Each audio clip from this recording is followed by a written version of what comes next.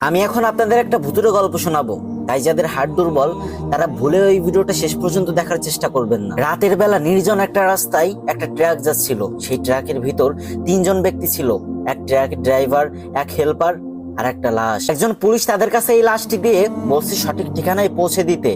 গভীর রাত, ট্রাক চলতেছে, হঠাৎ করে সামনে একটা দোকান দেখা গেল, চায়ের দোকান। ড্রাইভার আর হেল্পার ট্রাকের সামনে বসেছিল আর পিছনে ছিল সেই মরা লাশ। এদিকে দোকানের পাশে একটা ছেলে দাঁড়িয়ে ছিল ঢাকা যাবে বলে, কিন্তু তার কাছে পর্যাপ্ত পরিমাণ ভাড়া ছিল না।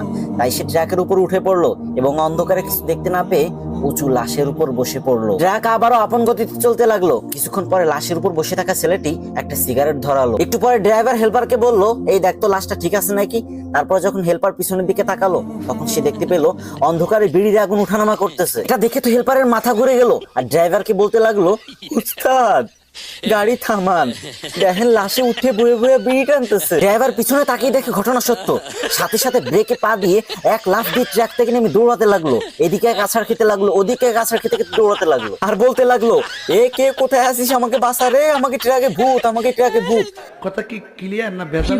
আর এইটা শুনে তো ট্রাকের লাশের উপর যে ছেলেটা বসেছিল তার তো মাথা ঠিক নাই, সে তো ভয় একদম শেষ। সেও নামে তাকে পিছন পিছন দৌড়াতে লাগলো। এটা দেখে হেল্পার ড্রাইভারকে বলতে লাগলো, খাই সেরে উস্তাদ, লাশে দেখি বিড়ি হাতে নিয়ে দৌড়ানি দিছে। কি বলছিলাম না, ভিডিওটা শেষ পর্যন্ত দেখো না।